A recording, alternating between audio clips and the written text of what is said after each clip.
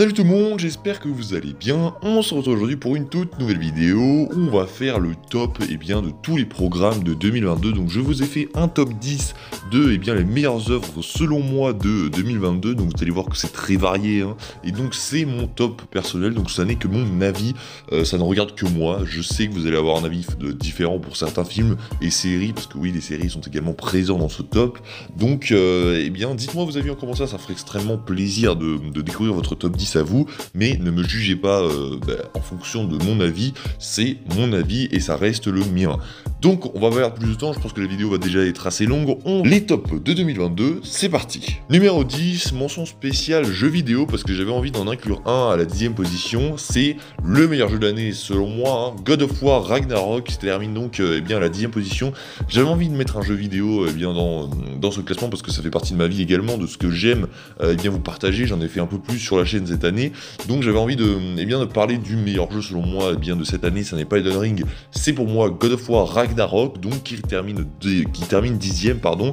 C'est selon moi la plus grosse claque de cette année, ça a été bon partout en fait, c'est-à-dire que narrativement, graphiquement, c'est-à-dire dans la beauté du jeu, la sensation qu'on avait manette en main, c'était pour moi le meilleur jeu de l'année. Donc God of War Ragnarok, ça termine 10e. Ensuite, 9e position, je pense que ça va en surprendre plus d'un, mais je me suis dit dans ma tête, qu'est-ce que je pourrais inclure comme programme français qui m'a bien plu cette année? Parce que oui, on le sait, les films français, ça n'est pas ce qu'il y a de plus spectaculaire au cinéma, c'est pas quelque chose qui pourrait rentrer dans mon top, mais il y a quand même une œuvre qui s'est démarquée cette année, qui pour moi était à la hauteur de quand même certaines séries et films. C'était une série française, et je pense que là, si je vous parle de séries françaises, il n'y en a pas 30 000 qui sont sorties cette année. Une série de comédie avec Jonathan Cohen, pour moi, Le Flambeau, ça a été une grande réussite, et donc ça termine à la 9e position. Vraiment ce côté assumé complètement, on se fout un peu de la gueule de Koh-Lanta, on va pas se mentir, et des téléréalités. Ce côté assumé à 100%, ça m'a totalement plu, j'ai totalement adhéré au projet. Donc Le Flambeau, oui, ça termine dans mes 10 meilleurs projets de 2022, et j'avais envie d'inclure un programme français, donc je me suis dit, le meilleur programme français est attribué pour moi au Flambeau, donc grosse réussite, ça termine 9e. En 8e position, on retrouve un film Marvel, Black Panther Wakanda Forever termine donc dans ce top, et donc 8e.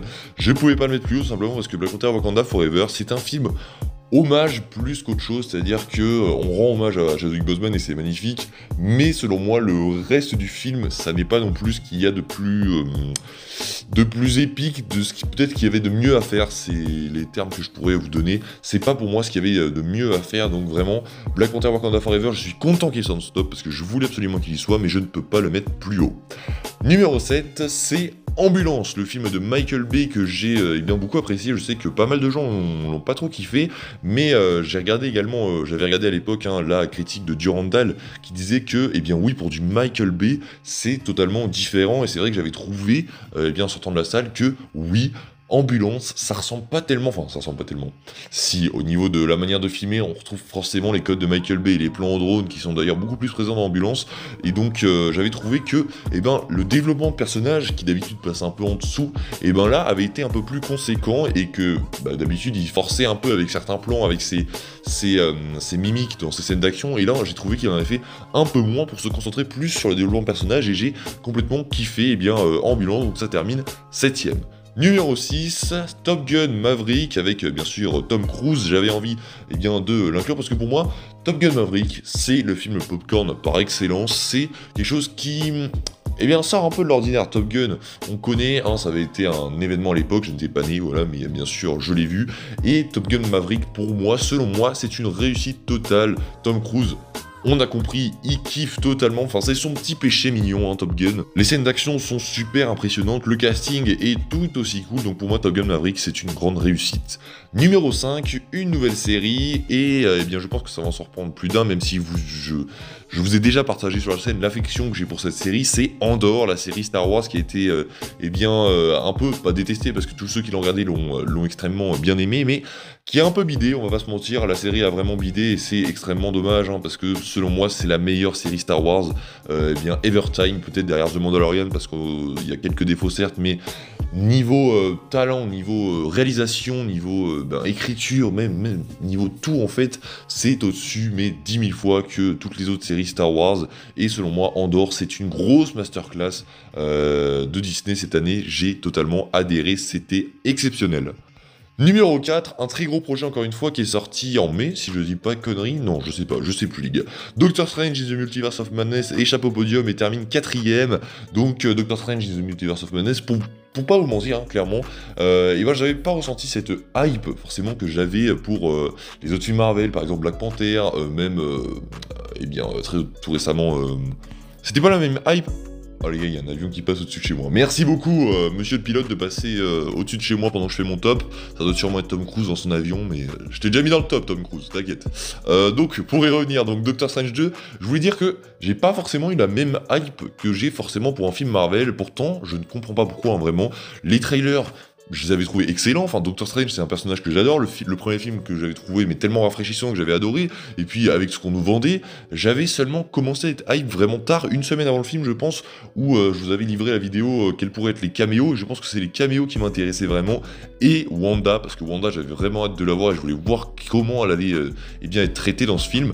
Et pour être honnête les gars, c'était une grande masterclass, sûrement le plus gros film Marvel de l'année. Oui d'ailleurs c'est le plus grand film Marvel de cette année 2022. J'ai totalement kiffé, ce côté complètement barré de Doctor Strange 2. On a vraiment poussé les limites du multiverse cette fois-ci. On a voyagé vraiment, c'est ce qu'on n'a peut-être pas l'habitude de faire avec Marvel, malgré qu'on soit dans la période du multivers, mais pour moi on a vraiment beaucoup voyagé dans Doctor Strange 2 avec un réalisateur muy caliente, Sam Raimi, qui était derrière la caméra, qui je trouve a fait un super boulot. Donc Doctor Strange 2, ça échappe au podium, mais c'était quand même une masterclass. On rentre donc dans le podium. Quelles sont les 3 plus grandes œuvres de cette année selon moi? Quelles sont, dans quel ordre vont-ils terminer? Numéro 3. A war is coming. I'm afraid your friends at Hawkins are very much in the eye of the storm. I don't have my powers. I don't know how to say this other than just to say it. Stranger Things saison 4 termine donc 3ème avec cette saison qui a été tout simplement un chef-d'œuvre. On va pas se mentir, c'était totalement un chef-d'œuvre. Pour moi, toutes les œuvres qui terminent sur le podium sont des chefs-d'œuvre, ou peut-être un peu moins, mais clairement, Stranger Things saison 4, c'est le chef-d'œuvre, le bijou que les séries nous ont sorti. C'est le top 1 des séries de cette année, bien évidemment. Ça a totalement tout défoncé, que ce soit, mais en fait, sur tous les niveaux, en fait. Stranger Things saison 4, c'était vraiment une masterclass. Et je pèse mes mots, franchement, j'ai été stupéfait devant ces moments complètement iconiques que Netflix nous a tout simplement donné. C'était une masterclass et je pèse mes mots. Hein. Quand je vous dis masterclass, c'est que la saison, je me la retape, mais quand vous voulez, c'était incroyable, exceptionnel. Numéro 2.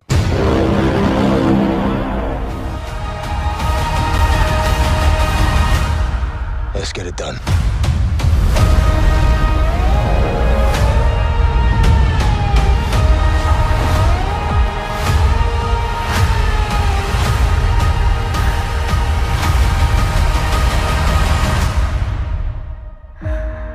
Avatar, la voix de l'eau, termine donc 2ème dans ce classement.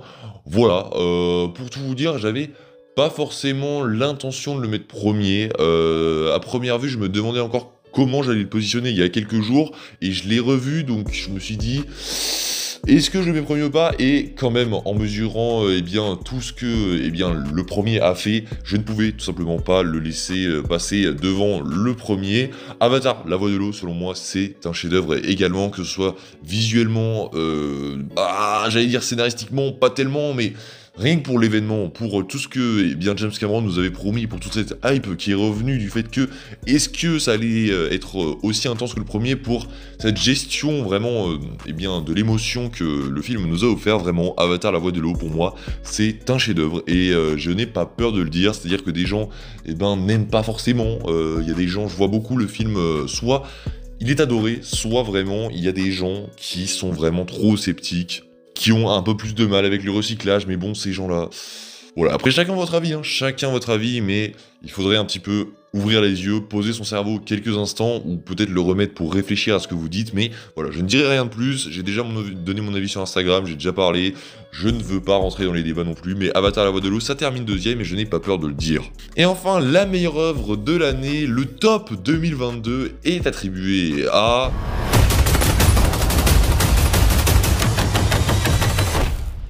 I'm vengeance.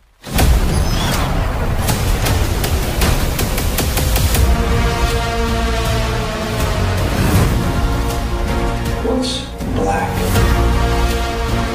and blue and dead all over?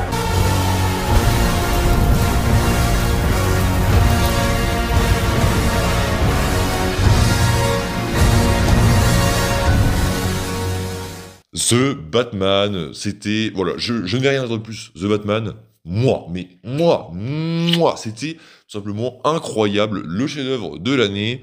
C'était du Batman comme on le voulait, c'est exactement comme ça que j'imaginais Batman quand j'étais petit, comment je le voyais, comment je l'entreprenais dans ma tête, c'était comme ce que Matt Reeves nous a lâché Robert Pattinson en Batman, mais c'est totalement incroyable.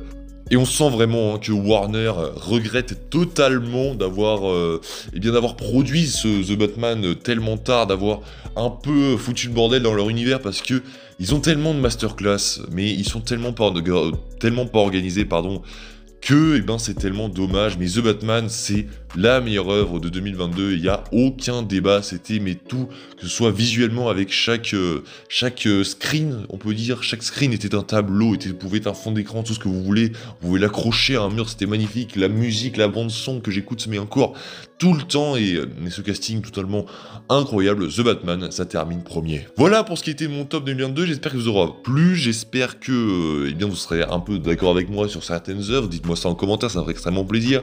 On se retrouve nous très bientôt pour les flops 2022, avant de passer aux attentes 2023. On se retrouve nous très prochainement, c'était Spidey, n'hésitez pas à vous abonner, liker, partager. Salut tout le monde!